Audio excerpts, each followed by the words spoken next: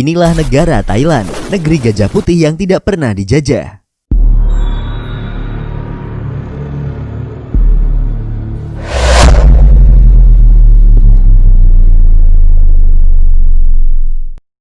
Kembali lagi di channel Invoice Indonesia, channel yang mungkin bisa menambah wawasan dan informasi yang belum kalian ketahui. Thailand adalah sebuah negara di Asia Tenggara yang berbatasan dengan Laos dan Kamboja di sebelah timur, negara Malaysia dan Teluk Siam di sebelah selatan, dan berbatasan dengan Myanmar dan Laut Andaman di sebelah barat. Sekitar 94,63% penduduk Thailand adalah pemeluk agama Buddha aliran Theravada. Selain agama Buddha, ada juga minoritas kecil pemeluk agama Islam, Kristen, dan Hindu. Bahasa Thai merupakan bahasa nasional negara Thailand yang ditulis menggunakan aksaranya sendiri. Negara ini mempunyai luas wilayah sekitar 513.120 km persegi. Dengan jumlah penduduk sekitar kurang lebih 68.864.000 jiwa. Thailand juga menjadi salah satu negara yang terkena musibah besar seperti yang terjadi di Aceh pada tanggal 26 Desember tahun 2004. Pesisir barat negara Thailand diterjang tsunami setinggi 10 meter setelah terjadinya gempa bumi yang diikuti gelombang tsunami di Samudra Hindia pada tahun 2004. Tsunami tersebut menewaskan sekitar 5.000 orang di negara Thailand dan setengahnya diperkirakan merupakan wisatawan. Negara Thailand dibagi menjadi 76 provinsi atau changwat yang dikelompokkan ke dalam 5 kelompok provinsi. Setiap nama provinsinya berasal dari nama ibu kota provinsi. Berdirinya Thailand. Negara Thailand sebelumnya dikenal dengan nama Siam. Negara ini mengganti namanya menjadi Thailand pada tahun 1939 dan sampai sekarang. Kata Thai berarti kebebasan dalam bahasa Thai. Sejarah dari negara Thailand secara riwayat dimulai dengan sebuah kerajaan yang berumur pendek. Kerajaan tersebut yaitu Kerajaan Sukhothai yang mempunyai masa kejayaan dari tahun 1238 sampai tahun 1448 dan kemudian diteruskan oleh Kerajaan Ayutthaya pada tahun 1351 sampai tahun 1767. Selanjutnya ada Kerajaan Thonburi yaitu pada tahun 1768 sampai 1782. Dan yang terakhir adalah Kerajaan Ratanakosin yang dimulai pada tanggal 6 April tahun 1782. Hingga pada akhirnya di tahun 1932 negara Thailand menjadi negara monarki konstitusional yang berawal dari revolusi Siam atau kudeta Siam. Sementara kebudayaan warga negara Thailand dipengaruhi dengan kuat oleh Tiongkok dan negara India.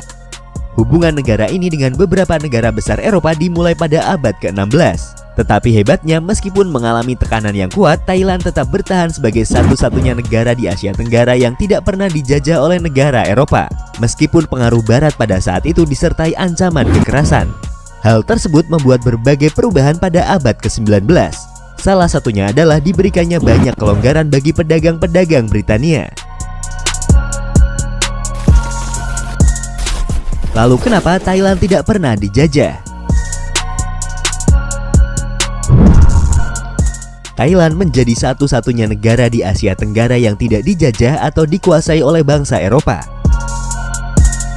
Di abad ke-19, Kerajaan Siam mengalami posisi yang sangat sulit karena kerajaannya berada di antara negara jajahan Prancis dan jajahan Inggris.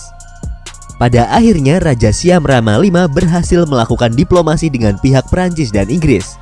Hal tersebut membuat Thailand dikenal sebagai pemerintahan yang sudah terbuka dengan negara-negara asing.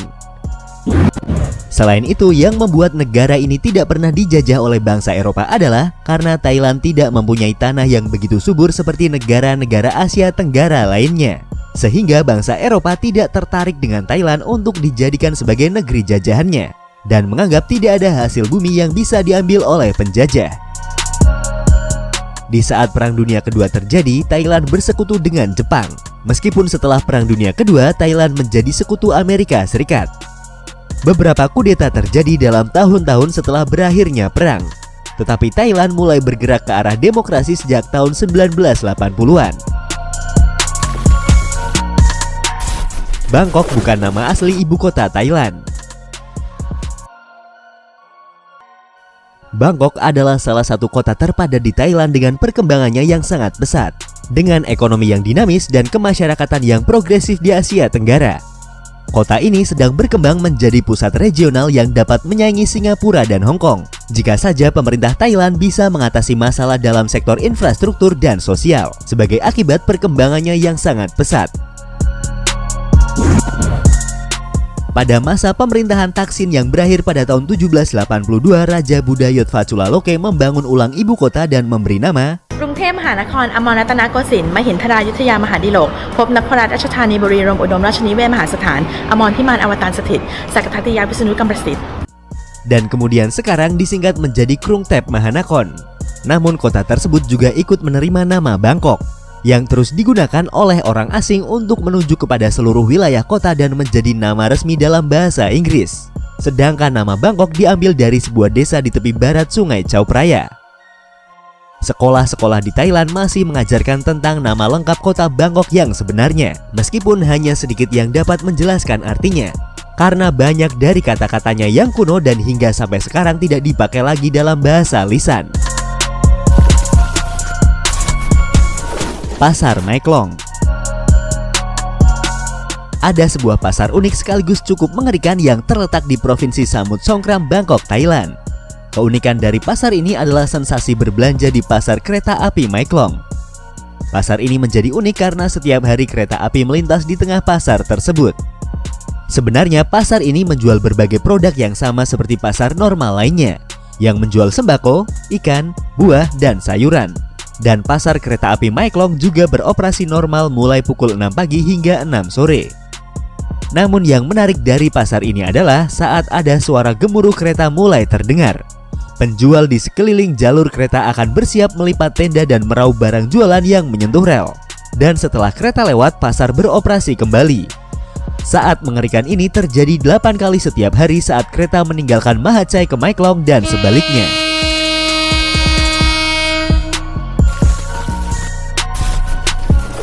Apa saja hal unik yang ada di Thailand? Saat kalian mengunjungi Thailand, kalian pasti akan menemukan ladyboy. Mereka sudah seperti menjadi identitas bagi Thailand. Ladyboy adalah sebutan untuk pria yang berpakaian dan berperilaku seperti wanita. Kalau di Indonesia kita sering menyebutnya sebagai waria. Orang Thailand sendiri menyebutnya katoi. Katoi berasal dari bahasa Khmer yang mempunyai arti anak laki-laki yang juga perempuan. Saat kalian ada di Thailand dan bertemu wanita cantik namun tangannya sedikit kasar dan suaranya rendah, bisa jadi wanita tersebut adalah ladyboy. Karena waria di sana sangat cantik seperti wanita asli. Para ladyboy biasanya memutuskan untuk mengubah gendernya pada saat remaja. Selain itu, obat hormon dapat dibeli tanpa resep dokter dan tersedia di setiap apotek di negara ini. Thailand selain terkenal dengan ladyboy, juga terkenal dengan bar dan klub yang merangkap juga sebagai tempat prostitusi. Saat berkunjung ke kota Bangkok, Pattaya atau Phuket dipenuhi dengan berbagai bar dan klub yang menawarkan para penari atau gadis pelayan bar mereka sebagai pemuas nafsu dengan biaya tambahan. Namun industri pariwisata pemuas nafsu di Thailand sebenarnya sangat kreatif. Tidak hanya melayani nafsu pelanggannya, industri hiburan malam di Thailand juga menyelenggarakan pertunjukan terselubung yang banyak diminati oleh wisatawan asing. Selain itu, Thailand juga menjadi rumah bagi ribuan kuil. Negara ini mempunyai kurang lebih 35.000 kuil yang bertebaran di seluruh kota. Kuil yang terkenal antara lain adalah Wat Rong Hun, yaitu kuil serba putih di Chiang Rai. Wat Yanawa, sebuah kuil yang berbentuk perahu di tepi sungai Chao Phraya. Dan yang menarik adalah kuil Wat Prachakom Wanaram atau Wat Pakung. Kuil ini merupakan replika dari Candi Buddha Borobudur yang terletak di Magelang, Indonesia. Orang Thailand juga mempunyai rasa hormat yang sangat tinggi termasuk terhadap kepala. Karena kepala dianggap bagian penting dari tubuh. Hal tersebut dijadikan sebagai budaya di Thailand yang melarang menyentuh kepala siapapun, bahkan anak-anak. Itulah tadi negara di Asia Tenggara yang tidak pernah dijajah oleh bangsa Eropa. Selain itu, negara Thailand juga banyak ditemukan hal unik yang tidak ada di negara lain. Terima kasih sudah menonton dan tunggu video dari kami selanjutnya.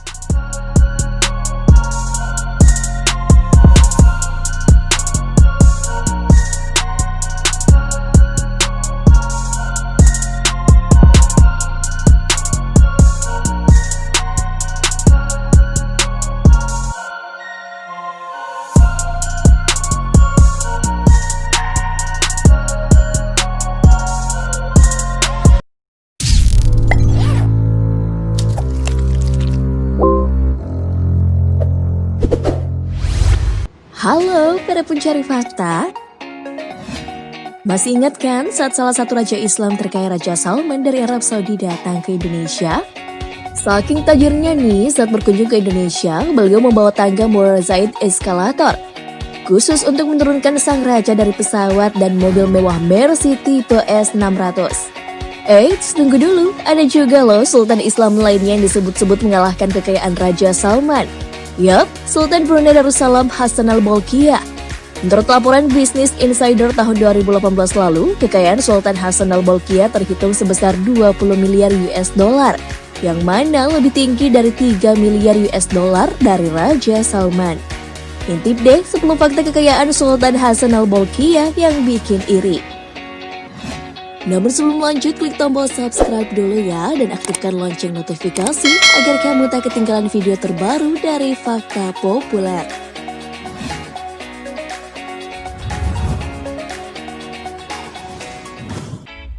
Jumlah kekayaan.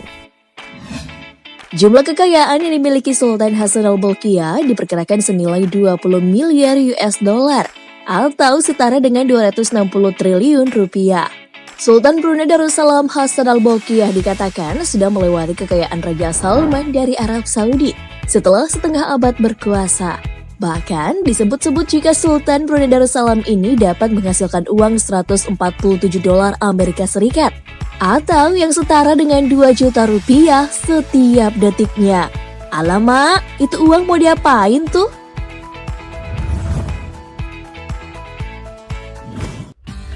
Punya 7.000 mobil mewah.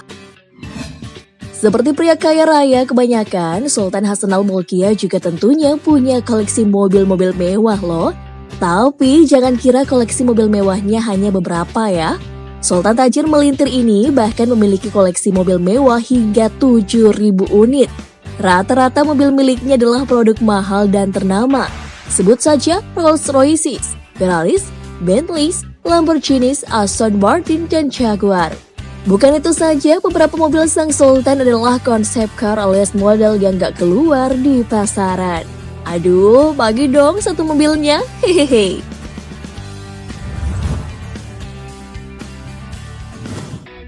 Tempat tinggal istana. Jika biasanya nih, para pejabat negara tinggal di rumah dinas atau rumah jabatan, beda halnya dengan Sultan ini. Sultan ini tinggal di sebuah istana mewah miliknya sendiri bernama Nurul Iman. Istana sang Sultan sangat kastil seorang raja zaman Eropa Tengah jika dilihat dari kesan kemewahannya. Di istana ini kamu dapat menjumpai kamar yang begitu banyak, sekitar 1788 buah. Kalau kebelet pipis pun gak perlu antri. Terdapat 257 kamar mandi yang bisa kamu pilih. Hihihi. Gak hanya luas dan cantik, istana ini juga memiliki unsur kemewahan luar biasa. Setiap kamar dihias sangatlah cantik, dan kamar-kamar sang Sultan sendiri yang beberapa sisinya berlapis emas. Jangan ditanya soal berapa uang yang dihabiskan untuk membangun istana ini, menghabiskan sekitar 1,4 miliar dolar, atau sekitar 18 triliun 960 miliar 388 juta 287.869 rupiah. Itu cara nyebutnya gimana ya? Hehehe.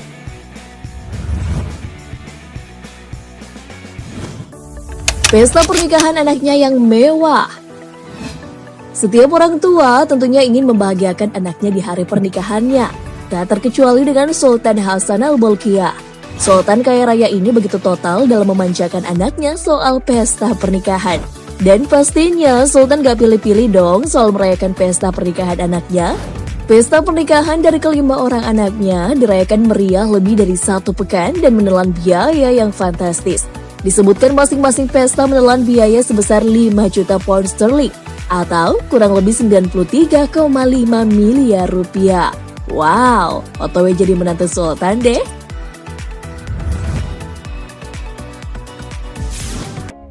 Pesta ulang tahun meriah. Gak hanya membuat pesta meriah buat anaknya sendiri, Sultan juga membuat pesta meriah di hari ulang tahunnya. Seperti pesta ulang tahun yang ke-50 yang digelar selama 2 pekan. Pesta meriah ini menelan biaya lebih dari 20 juta pound sterling atau sekitar 374 miliar rupiah. Terdapat berbagai acara dalam pesta ulang tahunnya ini, mulai dari pertandingan polo hingga makan malam mewah. Bagi setiap tamu yang hadir akan diberi cenderamata sebuah medali emas untuk dibawa pulang. Wow!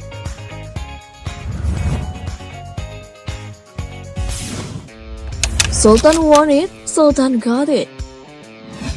Bukan Ariana Grande saja nih yang bisa bilang I want it, I got it.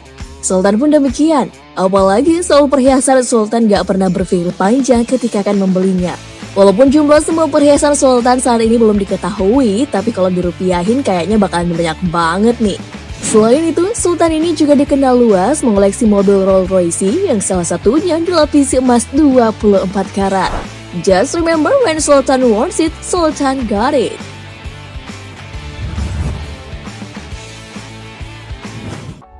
Pesawat pribadi.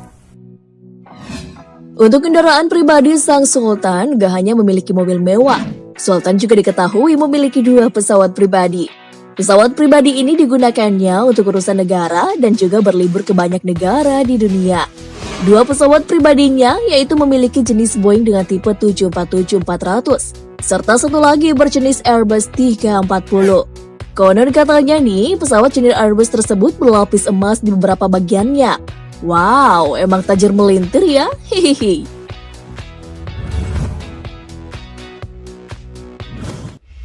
Uang gak habis-habis. Ngomongin soal duit, sudah jelas dong jika Sultan memiliki uang yang melimpah ruah. Di awal masa-masa menjabat sebagai raja menggantikan ayahnya, Sultan Bolkiah mendapatkan warisan dengan jumlah fantastis, yaitu kurang lebih sekitar 40 miliar dolar. Kalau dirupiahin kira-kira jadi berapa tuh? Hehehe. Dengan uang sebanyak ini, beliau kemudian pun masuk di daftar orang terkaya sedunia. Walaupun makin kesini uang Sultan diketahui semakin berkurang, namun tetap saja sih uangnya masih sangatlah banyak. Untuk saat ini sendiri, Sultan Bolkiah diperkirakan memiliki sekitar 20 miliar dolar atau setara dengan 258,5 triliun rupiah. Dengan uang sebanyak ini, kayaknya gak bakalan habis-habis deh sampai anak cucu Sultan. Hehehe. Itu dia 8 fakta kekayaan Sultan Hassanal Bolkiah. Menurut kamu, fakta mana nih yang sukses bikin kamu ngiri? Komen di bawah ya.